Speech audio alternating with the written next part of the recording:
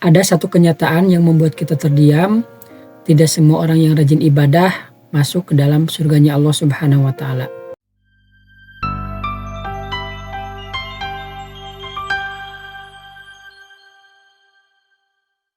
Assalamualaikum warahmatullahi wabarakatuh. Alhamdulillah wassalatu wassalamu ala rasulillah, amma ba'du. Hadirin dimanapun kalian berada, semoga kita berada di dalam lindungannya Allah Subhanahu wa Ta'ala. Oke, pada pertemuan kali ini kita akan membahas tentang ada orang yang rajin ibadah namun kelak di akhiratnya Allah Subhanahu wa Ta'ala dimasukkan oleh Allah Subhanahu wa Ta'ala ke dalam nerakanya. Dan kita perlu memahami tentang satu orang ini, tentang materi ini, karena ketika kita rajin ibadah terhadap Allah Subhanahu wa Ta'ala, jangan sampai ibadah kita sia-sia di hadapan Allah Subhanahu wa Ta'ala. Kita rajin ibadah, kita rajin puasa, kita rajin zikir terhadap Allah Subhanahu wa Ta'ala, namun ketika kelak di akhiratnya Allah Subhanahu wa Ta'ala, bukan surga yang Allah balas terhadap ibadah yang kita lakukan, melainkan nerakanya Allah Subhanahu wa Ta'ala. Jangan sampai kita menjadi orang yang seperti itu. Na'udzubillah summa na'udzubillah. Makanya kita perlu memahami tentang satu materi ini, tentang pembahasan ini, supaya kita tidak menjadi orang yang rugi di hadapan Allah Subhanahu wa Ta'ala kelak di akhirat. Hadirin yang dirahmati oleh Allah Subhanahu wa Ta'ala, banyak dari kita yang tumbuh dengan satu pemahaman sederhana bahwasanya yang penting kita rajin ibadah saja, yang penting kita rajin puasa saja, yang penting kita banyak berzikir saja terhadap Allah Subhanahu wa Ta'ala. Jangan memikirkan yang lain. Iya, emang itu termasuk ke dalam pondasi utama di dalam ajaran Islam. Ibadah itu termasuk ke dalam pondasi utama di dalam ajaran Islam. Namun ada satu kenyataan yang membuat kita terdiam, bahwasanya tidak semua orang yang rajin ibadah itu dijamin masuk surganya Allah Subhanahu wa Ta'ala. Kalimat ini terdengar keras, kalimat ini terdengar begitu menyakitkan, menakutkan untuk kita. Tapi kenyataannya karena inilah apa yang dikatakan oleh Rasulullah SAW. Islam bukan hanya tentang mengajarkan kita banyak untuk beribadah terhadap Allah Subhanahu wa Ta'ala, tetapi tentang bagaimana ibadah itu membentuk akhlak kita. Karena seperti ini, di dalam Islam diyakini bahwasanya ibadah itu kurang sempurna apabila kita tidak menyeimbangi, tidak berkeseimbangan antara hablum minallah dan hablum minan nas. Apa itu hablum minallah dan hablum minan nas? Hablum minallah itu adalah hubungan seorang hamba dengan Allah Subhanahu wa Ta'ala yang tercermin di dalam ibadah kita seperti sholat, puasa, zikir, doa. Itu termasuk ataupun ibadah-ibadah yang langsung terhadap Allah Subhanahu wa Ta'ala. Itulah hubungan seorang hamba dengan Allah Subhanahu wa Ta'ala.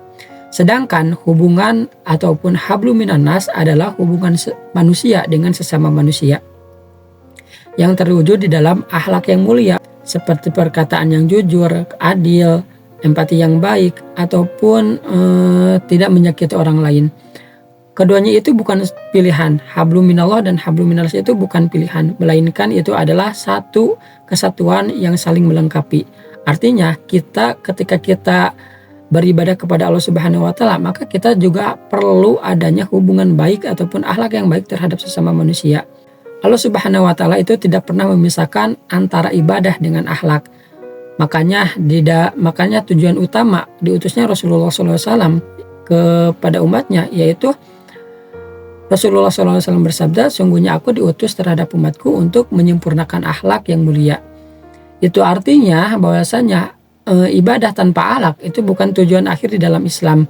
Sholat yang kita kerjakan seharusnya memberikan efek terhadap perkataan kita ataupun perbuatan kita semakin baik. Puasa yang kita jalankan seharusnya menjadikan perkataan kita lebih baik. Dan begitupun zikir menjadikan hati kita seharusnya menjadi hati yang lebih lembut dan hati yang tidak keras. Allah Subhanahu wa Ta'ala berfirman, sesungguhnya sholat itu mencegah dari perbuatan keji dan buruk. Jadi selain kita menjaga hubungan kita dengan Allah Subhanahu wa Ta'ala, tentu kita juga harus menjaga hubungan baik dengan sesama manusia. Karena ketika kita menjaga hanya salah satu dari hubungan tersebut, kita hanya akan menjadi orang yang rugi, orang yang rajin ibadah tetapi di akhirat kelak akan dimasukkan ke dalam nerakanya Allah Subhanahu wa Ta'ala. Sebagaimana yang digambarkan oleh Rasulullah SAW bahwasanya ada orang yang rajin ibadah tetapi kelak di akhirat malah dimasukkan ke dalam nerakanya Allah Subhanahu wa taala. Jangan sampai kita menjadi orang seperti itu, orang yang rugi, orang rajin ibadah di dunia tapi di akhirat malah dimasukkan ke dalam nerakanya Allah Subhanahu wa taala. Rasulullah SAW pernah menggambarkan dengan jelas tentang orang tipe seperti itu.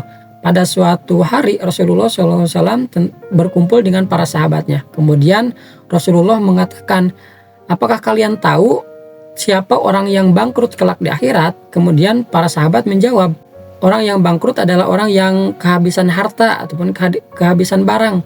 Ya, secara duniawi itu memang benar, orang yang bangkrut tidak punya harta.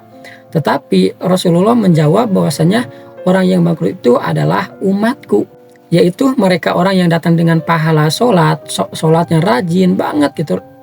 Bahkan bukan cuman sholat yang wajibnya saja, sholat puasanya ia laksanakan, sholat duha, tahajud, witirnya ia laksanakan. Dia datang dengan pahala puasa, puasanya bukan puasa Ramadan saja, ia laksanakan puasa sunnahnya juga, puasa Senin Kamis, puasa Daud, ia laksanakan. Ia datang dengan pahala zakat juga. Namun ia datang dengan juga dosa mencaci orang lain, dosa menuduh orang lain sampai melukai orang lain. Nah, itulah termasuk orang yang bangkrut pahalanya kelak di akhirat.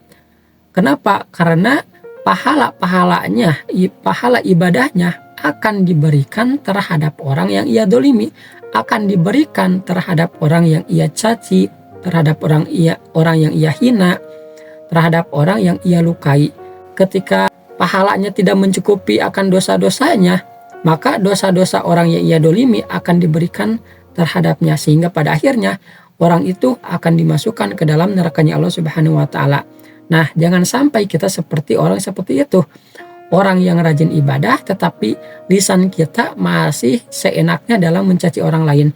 Lisan kita masih seenaknya dalam menghina orang lain.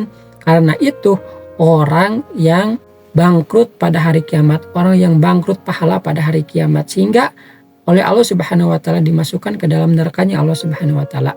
Dan perlu kita ketahui juga bahwasanya dosa terhadap sesama manusia itu lebih berat daripada dosa terhadap Allah Subhanahu wa taala dalam minta ampunannya, dalam taubatnya. Kenapa? Karena ketika kita berdosa kepada Allah Subhanahu wa taala, ketika kita bermaksiat, berdosa kepada Allah Subhanahu wa taala, kemudian kita meminta maaf, kemudian kita taubat kepada Allah Subhanahu wa taala, maka seketika itu Allah akan mengampuninya. Maka seketika itu Allah akan memaafkannya. Tetapi ketika kita salah terhadap manusia, ketika kita dolim terhadap manusia, maka apakah manusia dengan secara langsung akan memaafkannya? Maka ketika manusia itu tidak memaafkan, Allah pun juga tidak akan memaafkan sebelum orang yang ia dolimi itu memaafkannya. Makanya kenapa ketika kita punya salah terhadap manusia, ketika kita dolim terhadap manusia itu lebih berat, karena ampunannya juga begitu sangat berat, juga ampunannya juga begitu sangat susah. Makanya kita harus benar-benar menjaga hubungan kita sesama manusia. Jangan sampai kita menggibah, memfitnah orang di sekeliling kita, jangan sampai kita merendahkan, jangan sampai kita menghina, jangan sampai kita sindir menyindir, jangan sampai kita mengeluarkan kata-kata yang sangat menyakiti orang lain, karena itu bisa saja memasukkan kita ke dalam nerakanya Allah Subhanahu wa taala. Apalagi di zaman sekarang, di zaman teknologi, yang perlu kita perhatikan banget ketika kita bikin story, jangan sampai kata-kata itu menyindir orang sehingga orang itu membuat sakit hatinya. Jangan sampai kita membuat story ataupun mengupload tentang foto ataupun menyebarkan tentang kata-kata yang bikin menyakiti orang lain. Ketika kita berkomentar di akunnya orang lain, jangan sampai mengeluarkan dengan kata-kata buruk, karena itu juga menjadi salah satu hal yang menyakiti orang lain dengan secara lisan di zaman teknologi sekarang. Makanya kita benar-benar perlu bijak dalam menggunakan media sosial di zaman sekarang. Jangan sampai ternyata media sosial kita itu yang justru memasukkan kita ke dalam nerakanya Allah Subhanahu wa taala di akhirat. Hadirin yang dirahmati oleh Allah Subhanahu wa taala, perlu kita ketahui juga bahwasanya kebanyakan manusia kelak di akhirat itu masuk ke dalam nerakanya Allah Subhanahu wa taala itu akibat dosa lisannya. Jadi kata Nabi, di neraka itu banyak manusia-manusia yang masuk ke dalam neraka akibat dosa daripada lisannya. Ya mungkin karena lisan itu sangat ringan gitu, sangat ringan melakukannya. Ketika kita mengucapkan keburukan orang lain sangat ringan, namun ampunannya sangat begitu berat. Makanya kita perlu banget menjaga satu hal ini. Ketika kita rajin ibadah, maka akhlak kita pun juga harus baik. Jangan sampai kita rajin ibadah tetapi terhadap sesama manusia kita seenaknya. Semoga Allah Subhanahu wa taala menjaga kita dari kedoliman terhadap orang lain, dan semoga Allah Subhanahu wa taala memasukkan kita kelak di akhiratnya Allah Subhanahu wa taala dengan surganya Allah Subhanahu wa taala. Dan semoga Allah Subhanahu wa taala menjauhkan kita dari nerakanya Allah Subhanahu wa taala. Mudah-mudahan nasihat ini bermanfaat khususnya untuk diri saya sendiri dan umumnya untuk kalian semua yang menonton. Barakallahu fikum, wallahu a'lam bishawab. Assalamualaikum warahmatullahi wabarakatuh.